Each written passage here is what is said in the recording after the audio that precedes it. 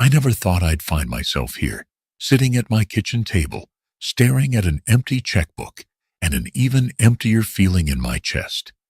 My name is Margaret. I'm 64, and after losing my husband 3 years ago, life's been quieter, harder too. John handled all the finances. I used to joke that I couldn't balance a checkbook if my life depended on it. And now, well, here I am. After the funeral, I barely got out of bed. The grief swallowed me whole. Melissa, my only daughter, stepped up. She brought groceries, checked my mail, made sure I took my medication. She even slept on the couch some nights just to keep me company. I was thankful, more than thankful. I was proud of her. "Let me handle the bills, Mom," she said one evening as we shared a pot of tea. "You've been through enough." It felt like a blessing. She had always been smart, always good with numbers. She managed her household like a CEO. Her husband, 2 kids, mortgage, school fees, and still made time for me. So when she suggested transferring my pensions into an account she could access for me, it sounded like love. "This way, you won't have to deal with all the online banking stuff," she explained gently. "I'll make sure everything gets paid on time, and you'll never have to worry." Worry. That was exactly what I wanted to avoid. I was tired of worry. My bones ached with it. So I said yes. She helped me sign the forms to redirect the monthly deposits from Social Security and my small pension fund. We opened a joint account at her bank, and she promised to keep a detailed log of every expense. "Total transparency, Mom," she said, smiling like she used to when she got straight A's in school. "You deserve to rest." And for a while, I did. My fridge stayed stocked, my bills were paid, and Melissa still came by every few days with a coffee and a hug. She even took me shopping a couple of times, though she always insisted on using her card. "Let me treat you," she'd say. "It's the least I can do." I told myself I was lucky. I'd heard horror stories of lonely elders being scammed by strangers. But my daughter, my sweet Melissa, she'd never let anything bad happen to me. I didn't look too closely at the bank statements when they came in the mail. I let her take care of those too. "They're boring, Mom. Just trust me, everything's fine." And I did. Why wouldn't I? But sometimes, late at night, lying in bed with only the hum of the fridge down the hall to keep me company, I'd feel a small tug in my gut, a question I couldn't quite put words to, a flicker of doubt. I'd brush it away like a fly. Guilt, maybe, or just the ghost of worry coming back around. After all, Melissa was family, my only family. And when you've only got one person left in the world, you hold on to them, don't you? Even if the grip starts to hurt. It started with small reassurances. Melissa would bring over the mail, sort through the envelopes, and set the ones that looked important aside for me. The rest she'd toss. "Junk," she'd say. "You don't need to waste your time on all this nonsense." One afternoon, she came over with that focused look she got when she meant business. She had her laptop in one hand, a stack of papers in the other, and a voice as sweet as syrup. "Mom, I've been thinking," she said, sliding into the chair across from me. "All this back and forth with your accounts, it's not just you know how many seniors get scammed every day." I nodded slowly. I'd seen the reports on the news, people getting tricked by phone calls, fake charities, email frauds. It was scary, and I didn't want to be one of them. I nearly gave my Social Security number to a man pretending to be from Medicare. If Melissa hadn't stopped me, I might have handed it over. So when she leaned forward and placed her hand gently over mine, I didn't pull away. "Here's what I'm thinking," she said softly. "Let's make it so your pension goes straight into the account I use for household stuff. I'll make sure the bills get paid, groceries get bought, and your medications stay filled. You won't even have to think about money. Doesn't that sound nice? It did sound nice. Too nice. But wouldn't I lose track of things? I asked. What if I want to see where the money's going? She smiled and tilted her head. Of course, Mom. I'll show you everything. I'll print out reports every month, and you'll see every cent. I just want to keep you safe. There was that word again. Safe. I wanted to be safe. I wanted to stop worrying about forgetting passwords or clicking the wrong button. I wanted someone to take the weight off my shoulders, and who better than Melissa? So I agreed. We called Social Security and the pension office. Melissa filled out the paperwork for me, then handed it over to sign. I didn't read it closely. I trusted her. Why wouldn't I? She was my daughter, my only daughter. She had a family, a good job, a busy life. She was doing all this out of the goodness of her heart. At least, that's what I told myself. The first month, she showed me a spreadsheet with the groceries listed. Pharmacy charges, electric bill, water bill. It all seemed perfectly reasonable. I thanked her, hugged her, even cried a little. She laughed and told me not to worry. You're retired now, Mom. You're supposed to relax. Let me handle the boring stuff. And so I did. I let go. Month after month, the money was deposited, and she told me what was spent. Sometimes she brought over a receipt or two, but more often she just gave me a summary. Gas is up again, she'd say, or your insurance went up a little, but I covered it. I felt cared for, protected, and yes, maybe even a little spoiled. But the thing about letting go is you don't always notice what you're losing until it's already gone. Looking back, I realize how smoothly she did it. Not with force, not with threats, just with love, or something that looked like love. Trust, once handed over blindly, can become a leash, and I didn't even feel the tug. Not yet. At first, it was just little things, so small. I told myself I was imagining them. A skipped grocery trip here, a late medication pickup there. Melissa, always so organized, started forgetting. Oh, shoot. I'll grab it tomorrow, Mom, she'd say when I asked about my blood pressure pills. The pharmacy was out today. I believed her. Why wouldn't I? But then it happened again the next month, and the next. I went 3 days without my medication once. I sat in the living room, lightheaded and sweating, sipping lukewarm tea, and telling myself it was just a hot flash, even though I haven't had one in over 10 years. When I finally mentioned it to Melissa, her smile was gone. She looked irritated. Mom, I'm doing the best I can, she snapped, dropping a grocery bag on the counter. I have 2 kids, a job, and now I'm managing your life too. Cut me some slack. Her words hit me like a slap. I apologized, like a child. I told myself she was just tired, stressed. She had a lot on her plate, and I didn't want to be a burden. Still, something felt off. The once detailed monthly breakdown stopped coming. When I asked about the expenses, she'd wave me off with a quick, everything's taken care of, or, prices are crazy these days, Mom. You wouldn't believe what eggs cost now. She laughed, but her eyes didn't. When I asked to see the bank statement, she said, Why don't you trust me anymore? That one stung. I did trust her.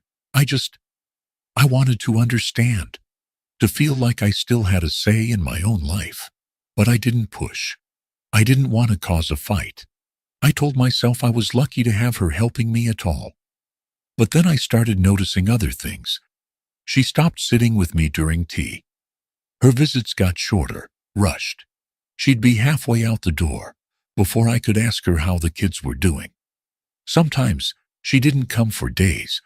Once, I ran out of bread, and ate canned soup for 3 meals straight, waiting for her to stop by. When I called her, it would go to voicemail. "I'm slammed with work," she'd text hours later. "We'll come tomorrow." Tomorrow came late. I remember one day in particular, clear as glass.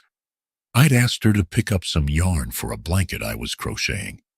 It was silly, but that blanket kept me busy, gave me purpose. She forgot. Again. When I reminded her, she rolled her eyes and muttered under her breath, "It's always something with you." I pretended I didn't hear. I started writing things down. What I asked her to buy. When I asked, what she brought back. I wasn't trying to catch her in a lie. I just needed to make sense of what was happening. It felt like things were slipping through my fingers, like sand I couldn't hold on to. I used to feel safe. Now, I felt invisible. I told myself maybe it was just a phase. Maybe she was overwhelmed. Maybe I needed to be more patient. But late at night, as I lay in bed and stared at the ceiling, doubt crept in like a cold draft under the door. One evening, I noticed the heating hadn't come on. I went to adjust the thermostat, and it blinked low battery. I opened the closet where I kept extra batteries and found the shelf empty. Melissa must have used them, I thought. But why hadn't she replaced them? That night, I curled up under 2 blankets, shivering and whispering reassurances to myself like prayers. "She'll fix it tomorrow. She's just tired. Everything will be fine." But the truth was slowly blooming in the corners of my mind. Something was wrong. Something had changed. The daughter who once fussed over me now seemed irritated by my very presence, and I didn't know how or if I'd ever get her back. I didn't know it yet, but this was only the beginning. There was a time when my house buzzed with life. Melissa's laughter in the kitchen, little footsteps thumping down the hallway, the sound of cartoons playing too loud on the TV while I made sandwiches for the kids. I used to look forward to weekends when they'd come barreling through the front door like a joyful storm. Those were the sounds of love, of family. But slowly, those sounds disappeared. Melissa's visits became few and far between. She always had a reason. Work deadlines, school projects, someone was sick, the car needed repairs. At first, I believed her. Life was busy. I remembered what it was like, juggling a job and a family. I tried not to take it personally. But then weeks passed without a visit. When I called, she'd answer with a rushed voice. "Mom, I'm in a meeting." Or, "I'll call you back later."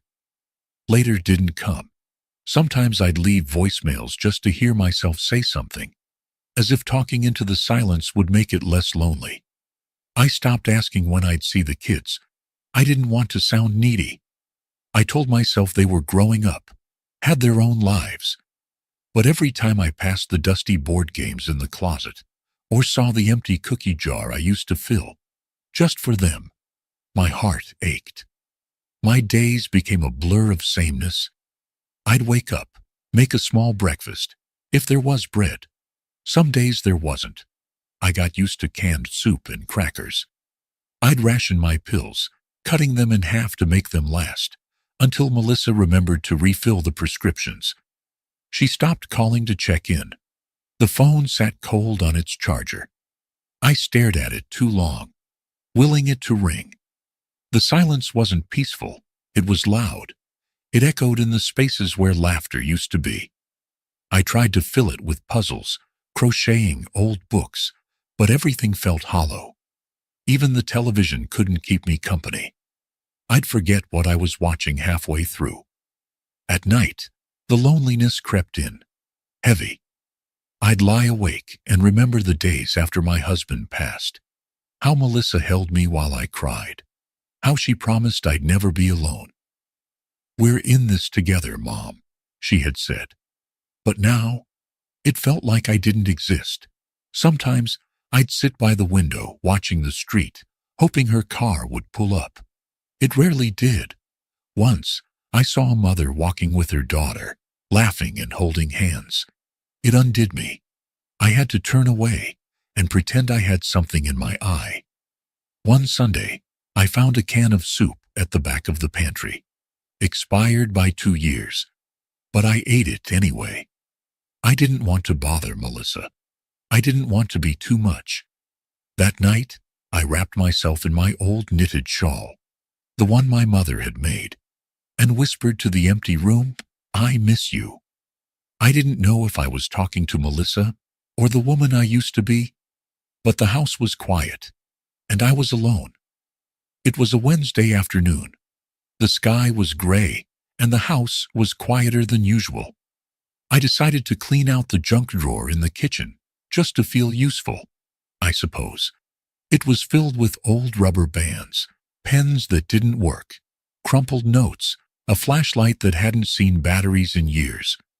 I was sorting through the clutter when I saw it, tucked beneath a pile of faded grocery list. A receipt. It was thick, glossy, like the kind from a high-end store. I almost tossed it without looking, but something made me pause. I smoothed it out, adjusting my glasses, and my heart dropped. It was from a boutique downtown, the kind with glass windows and purses displayed like art pieces. I'd only walked past it once, years ago, and thought, who can afford that kind of life? Melissa's name was printed at the top, along with a date from 2 months earlier. The total? $1,284.67 for a handbag. I read it again and again, as if the numbers would change. They didn't. My stomach twisted into a knot. At first, I made excuses for her. Maybe it was a gift for someone. Maybe she used her own money. Maybe it was a mistake. But the doubts wouldn't go away. Why would a receipt with her name end up in my drawer? I sat down at the table, receipt in hand, my tea going cold beside me. The silence pressed in again. Only now, it wasn't just loneliness. It was suspicion, guilt, betrayal. I thought of all the times she'd said, "Mom, money's tight this month," or "I had to skip the pharmacy because I didn't have enough on me." I thought about eating expired soup, of rationing pills. I remembered the day I went without heating, bundled under 2 blankets, while she was out buying a handbag worth more than my monthly grocery budget. Tears welled up in my eyes before I could stop them, not from the money, but from what it meant. Had she been lying all this time? I tried to remember if I'd ever asked for proof, if I'd ever questioned where my pension was going. But I hadn't. I trusted her. She was my daughter. She had said she'd take care of me, and I let her. I sat at the table until the sun went down, that receipt still clutched in my hand, like a piece of evidence from a crime I hadn't realized was being committed. My head spun with memories that now seemed different. Her new shoes, the upgraded phone, her nails always manicured, even when she claimed she was barely scraping by. And here I was, skipping meals and apologizing for being an inconvenience. I went to bed that night with the receipt tucked under my pillow, as if keeping it close would make it less real. But I knew deep down, something had changed. The seed of doubt had been planted, and it was growing fast. I couldn't unsee what I'd seen, couldn't unknow what I now suspected. I wasn't sure what I was going to do next, but one thing was clear. I had to find out the truth, no matter how much it hurt. I held on to that receipt for 3 more days before I found the courage to bring it up. Part of me hoped there was a simple explanation, that I'd misread something, that maybe she'd laugh and say, "Oh, Mom, that wasn't from your account." But the other part of me, the part that had gone hungry and cold, knew better. Melissa came by late on a Friday evening. I had called and said I needed to talk. She sounded irritated on the phone, but said she'd swing by for a few minutes. She didn't even take off her coat when she walked in. just stood by the door, arms crossed, phone in hand. I offered her tea. She declined. I sat down at the kitchen table and slid the receipt across to her. "What's this?" she asked, not even picking it up. "It has your name on it," I said gently. "From that boutique on Fifth. Over $1,200, Melissa. I don't shop there. I don't have that kind of money to throw around." Her eyes narrowed. "What are you trying to say?" "I'm asking," I said, my voice trembling. "Did you use my pension money for this?" She scoffed, loud and sharp. "Are you serious right now, Mom? You think I'm stealing from you?" "I don't want to think that," I whispered. "But I've been going without, skipping meals, stretching medication, and this receipt. It doesn't make sense." And that's when she lost it. She slammed her hand on the table. "You're unbelievable. After everything I've done for you. I take care of your bills, your shopping, your prescriptions, and this is how you repay me? By snooping around and accusing me like I'm some thief." "I just want to understand," I pleaded. "Please, help me understand." Her face twisted in anger. "You're paranoid and ungrateful. Do you know how hard it is juggling my life and yours? Maybe if you managed your money better, we wouldn't even be having this conversation."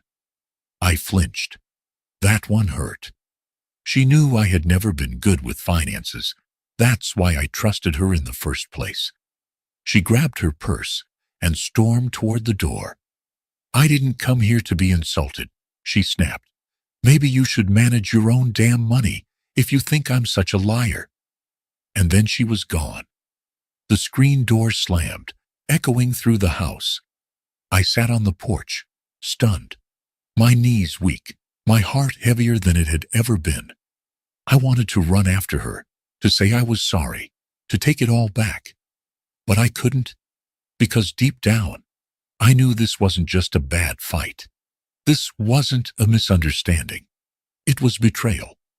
My daughter, the one I cradled through sleepless nights, the one I gave everything to, had turned me into a burden, a wallet, a fool. I covered my face with my hands and cried, right there on the porch, the night air cold against my skin.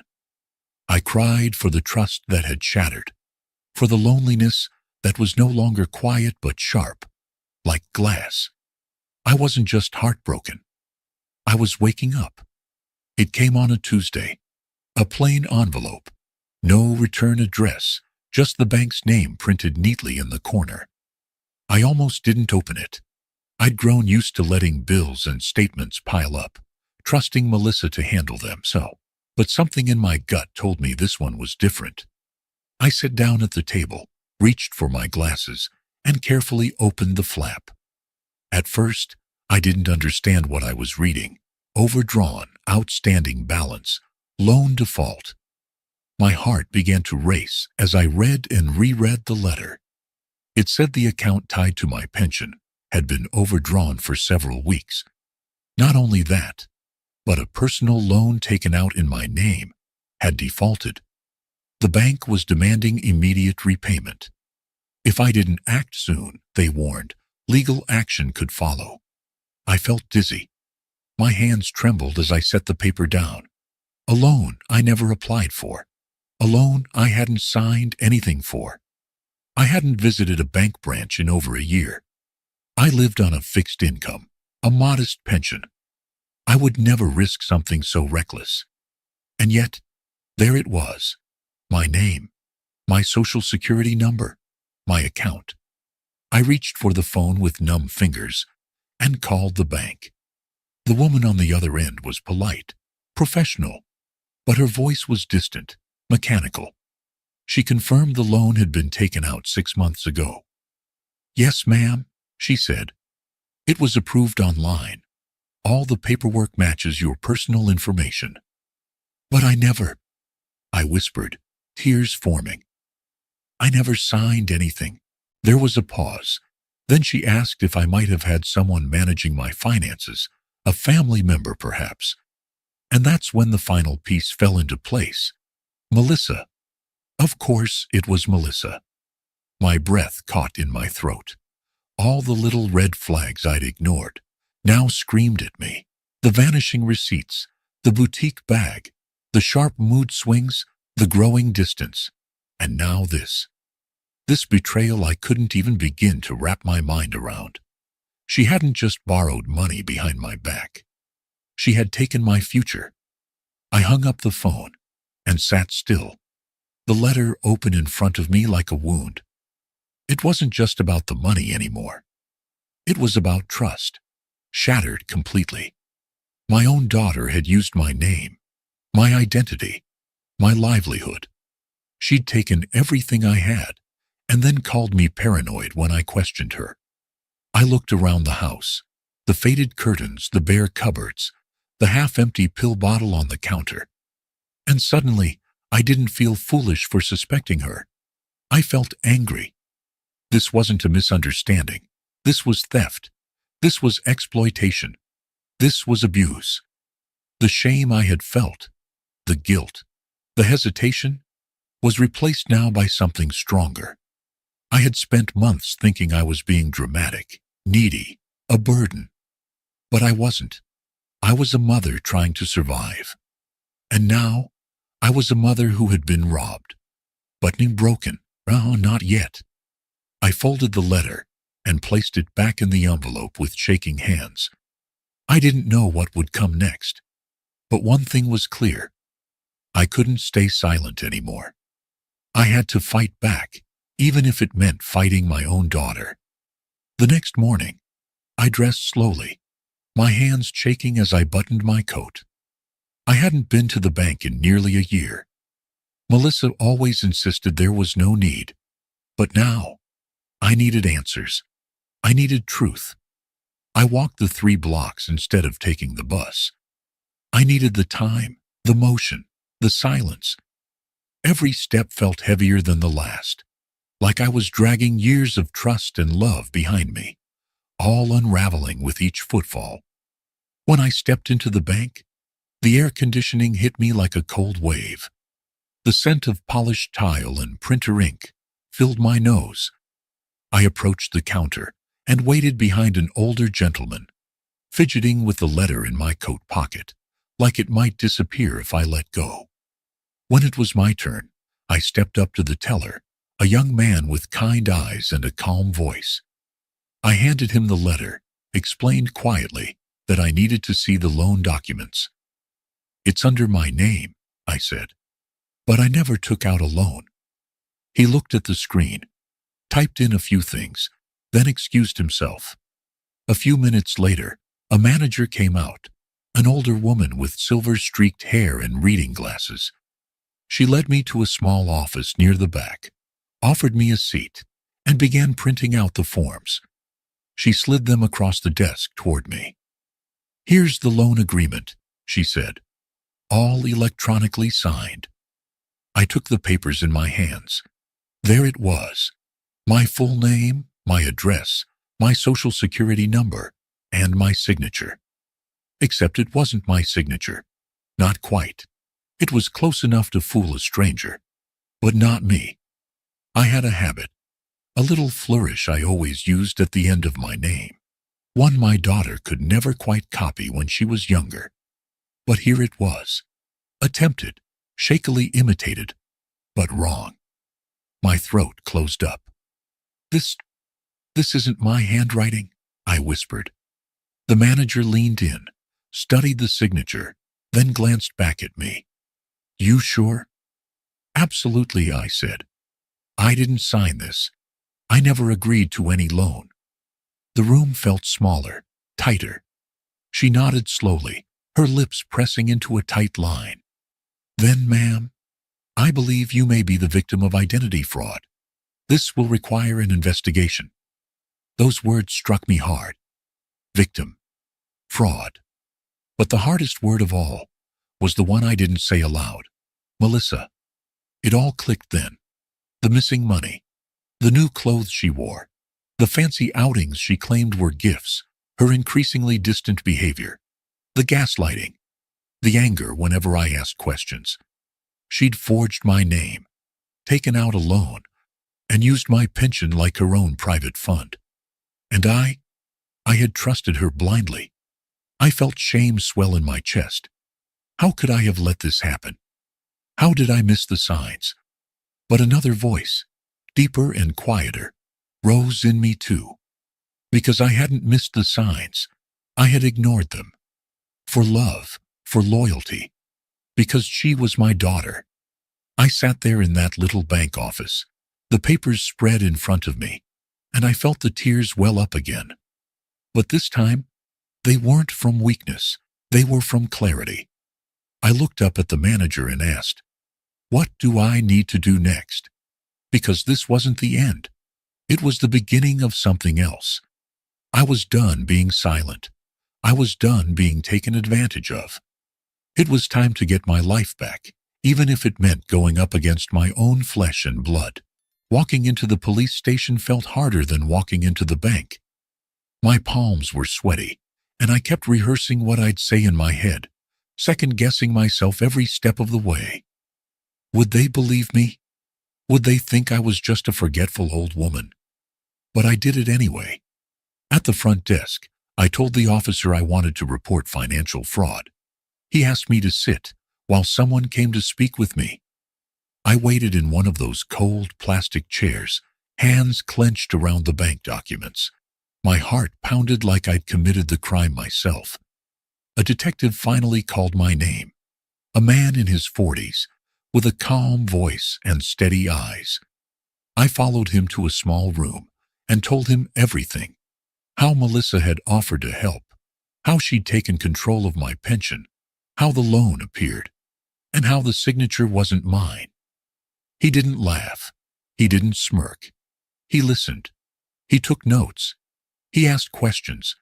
And when I finally finished, my voice cracking with emotion, he looked right at me and said, "You're not the first."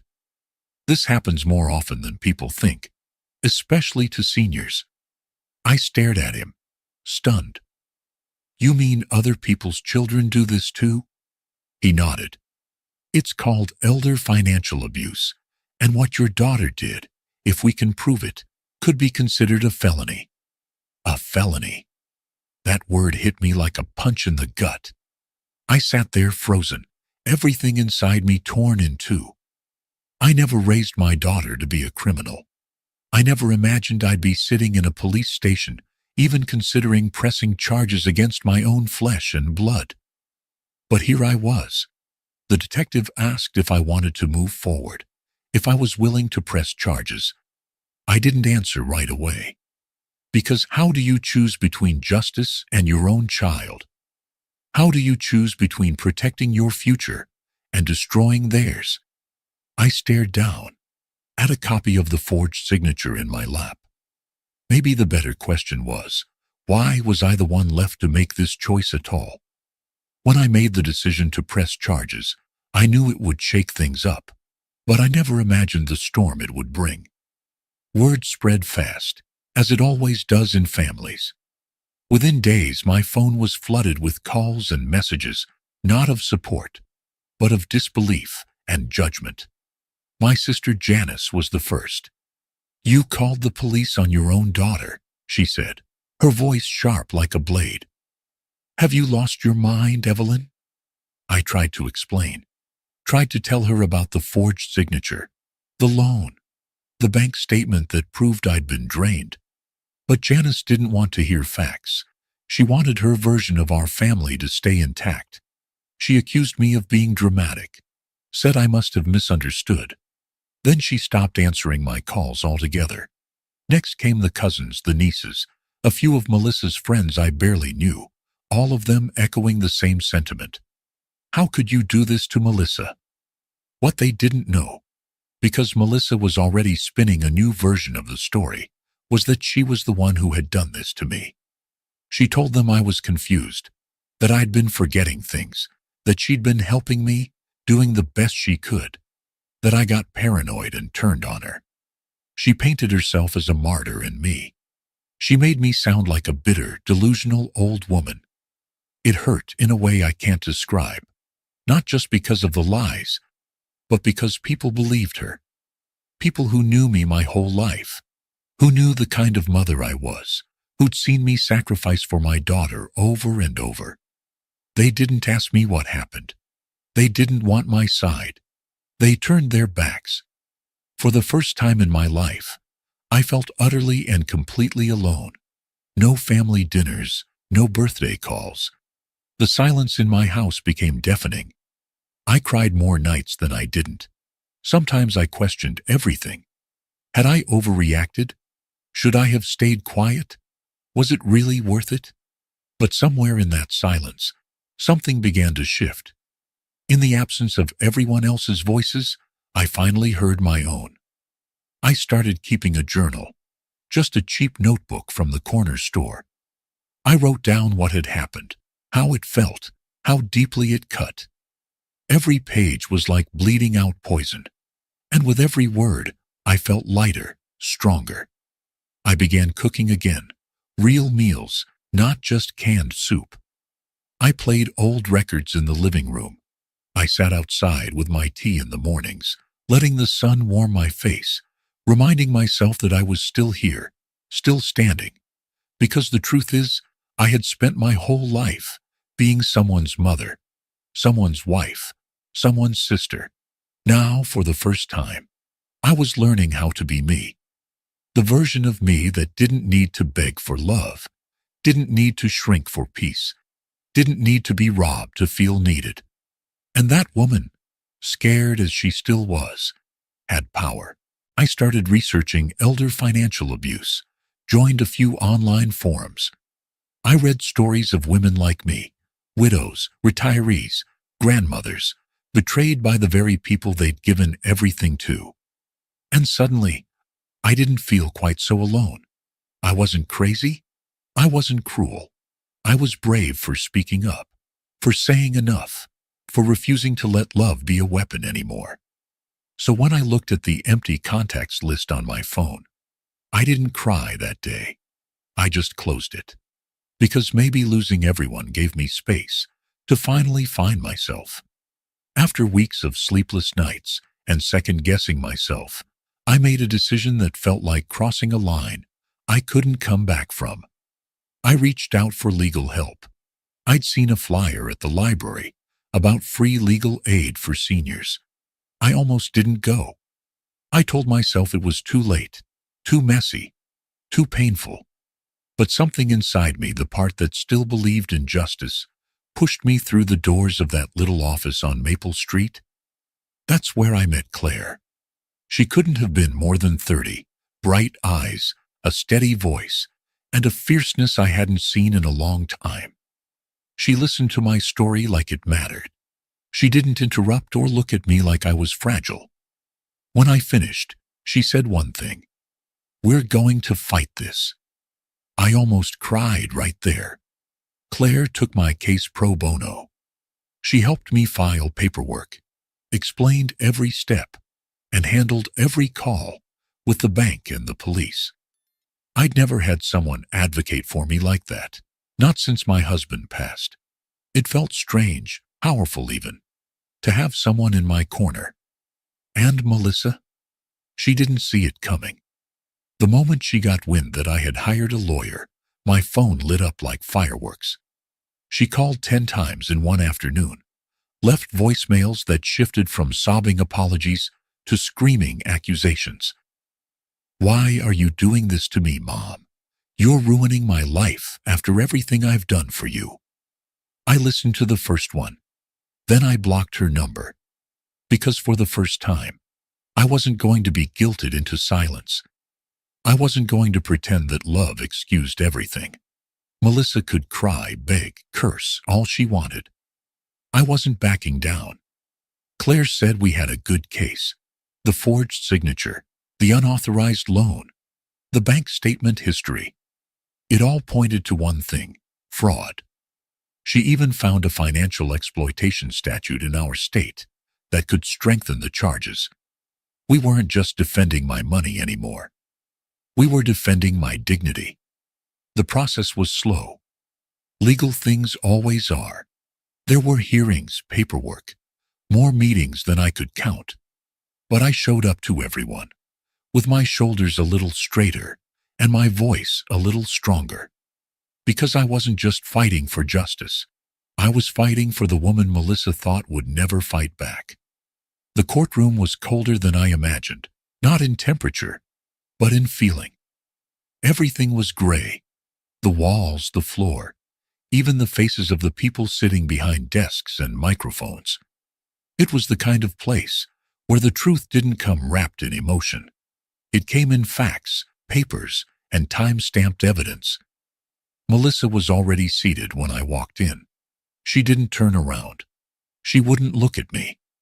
Her lawyer whispered in her ear, and she nodded once, stiff as a statue. She looked thinner, paler than I remembered. But maybe that's just what guilt looks like under courtroom lights. Claire sat beside me, calm and prepared, just like she always was. She gave my hand a quick squeeze before the judge entered. That small gesture meant more to me than I could say.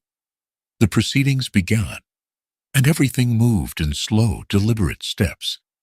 Claire presented the forged loan documents first, side by side with my actual signature. The difference was obvious, even to someone who didn't know me. Then came the bank statements, clearly showing thousands withdrawn every month, far more than what was needed for groceries or bills.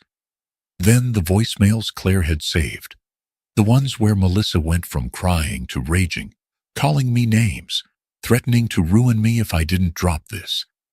The courtroom was silent as those words played out loud. Melissa lowered her head. Her lawyer tried to spin a story that Melissa was overwhelmed, that she never meant to hurt me, that it was a misunderstanding. But the evidence didn't lie, and neither did my voice when I was asked to speak. I kept it short. I told the judge I had trusted my daughter with everything, that I had believed her when she said she'd protect me, that what she took wasn't just money. It was my sense of safety, my peace of mind. When I sat back down, I realized my hands weren't trembling anymore. The judge took a long pause before speaking. He said what happened to me was not only unacceptable, it was criminal. But because Melissa had no prior convictions and had repaid a portion already, he issued her probation and ordered full restitution over time. She wouldn't serve jail time. And oddly, I didn't feel disappointed, because in that courtroom, with every lie exposed and every truth finally acknowledged, I had already won. The biggest victory wasn't the judge's ruling. It was Melissa's silence. Not once during the entire hearing did she defend herself. Not once did she deny it. She just stared at the table. No more excuses, no more manipulation. For the first time, I saw her for who she was. Not the daughter I remembered rocking to sleep. Not the girl who clung to my leg on her first day of school. But a grown woman who made choices and had to live with the consequences. When the gavel came down, I didn't cry. I just stood up, held my chin high, and walked out without looking back. Life after Melissa wasn't suddenly bright and easy. It was quiet, unfamiliar, and at times deeply painful. But it was mine. The money, for the most part, was gone. What little the court ordered Melissa to repay came in small, sporadic amounts. It wasn't enough to undo the damage, but I didn't care as much anymore.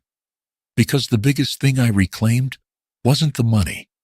It was my independence. I started with small steps. I made a list of every bill, every due date, and asked the lady at the library to help me learn how to pay them online. I was nervous at first, afraid I'd click the wrong thing or send a payment to the wrong place. But the more I did it, the more confident I felt. I joined a community center class for seniors, basic technology and internet safety. At first, I was the quiet one in the back, too embarrassed to admit how much I didn't know. But the others were kind, and before long, we were laughing together over coffee and shared confusion about pop-ups and spam emails. I started walking every morning, just around the block at first, then a little farther. I'd smile at the neighbors I'd once been too ashamed to look in the eye, and some of them even smiled back. The strangest part was realizing how much lighter I felt without Melissa in my daily life. There were moments I missed her, the little girl who used to braid my hair while I read, the teenager who cried over her first heartbreak in my lap. I grieved for that version of her. I probably always will. But I didn't miss the weight she put on my shoulders in the last few years. I didn't miss the fear that I'd say the wrong thing and set off an argument, or the uncertainty every time I opened a cupboard and found it bare. I wasn't afraid anymore. Not of my own mailbox, not of picking up the phone, not of checking my bank balance. And slowly, I started building something new. I planted flowers in the front yard, took an art class just because it sounded fun. I even hosted a little tea party for my community group, complete with mismatched china I found at the thrift store. It was the first time my house had felt truly mine in years. People often think starting over is something for the young, but I'm living proof it's never too late. Every day, I make a decision to keep going, to keep healing, to keep living with dignity. Melissa made her choices, and I made mine. It had been nearly 8 months since the courtroom. My days had fallen into a rhythm, small joys, steady steps. I was learning how to live with peace again. And then, on a quiet Sunday afternoon, Melissa came back. I was sitting by the window, sipping tea and reading the community newsletter, when I saw her car pull up. For a moment, I thought my eyes were playing tricks on me. But then the door opened, and there she was. She stood on the porch like she used to when she was a teenager, coming home past curfew, nervous, hesitant, eyes red-rimmed from crying. She knocked once, then again, softer. I opened the door but didn't step outside. "Mom," she whispered, her voice breaking. "I'm sorry." She looked thinner, older. Life had clearly been hard without her lies to protect her. "The kids miss you," she added, tears spilling over. "I miss you." I just looked at her for a moment. I waited for some part of me to leap forward, to wrap her in my arms and sob into her shoulder. But it didn't come. What I felt was not anger, not hatred, not even sorrow. I felt nothing. Something in me had closed, not out of cruelty, but for survival. I told her I forgave her, and I meant it, not for her sake, but for mine. Carrying hate only poisons the person holding it. But I also told her the truth. "Forgiveness doesn't mean trust," I said, my voice steady. "It doesn't mean things go back to the way they were. You broke something, Melissa, and I've spent months trying to gather the pieces of myself again." Her lip trembled. She reached out as if to touch my hand, but I stepped back. "I hope you get the help you need. I really do, for your sake and for your children." She stood there, silent, waiting. But I had nothing left to give her. "I'm closing this door now," I said softly. "Please don't come back uninvited." And I did. I closed it slowly, gently. Then I locked it, not with rage, not with triumph, with peace, because the woman standing behind that door wasn't the daughter I raised, and I had finally accepted that loving someone doesn't mean letting them hurt you again. These days, my life is quiet, but it's mine. I live modestly in my little house, with the creaky floorboards and the flower boxes out front. My pension, though smaller now, comes directly to me. I check the balance myself. I pay every bill with my own hands. That small act, once so intimidating, now feels like freedom. I become something I never imagined at 64. A speaker. Twice a month, I visit senior centers and community gatherings to talk about something no one wants to believe can happen: financial abuse from your own family. I tell my story, not to shame Melissa, but to shine a light. I stand in front of rooms filled with kind, tired eyes, women like me who'd give anything for their children, and sometimes lose themselves in the process. I tell them the truth. Love your children, but don't hand them your freedom. Trust, verify, protect your name, your signature, your worth. They often cry. Sometimes I do too. After one talk, a woman held my hand and said, "I thought I was the only one." You never are. That's the tragedy and the comfort. I still think about Melissa. I wonder if she's changed, if she's okay. I pray her children grow up knowing better. I hope they break the cycle. But I don't regret closing that door. She took my money, yes, but I took back something more valuable: my dignity, my peace, my life. I smile more now. I laugh. I sleep without checking the locks twice. I walk to the farmer's market on Saturdays and buy myself fresh bread and flowers, not because I need them, but because I want them. That's a luxury I didn't know I missed. So no, I didn't get my pension back in full. But I got something better: a pension of peace, and that, I've learned, is worth everything.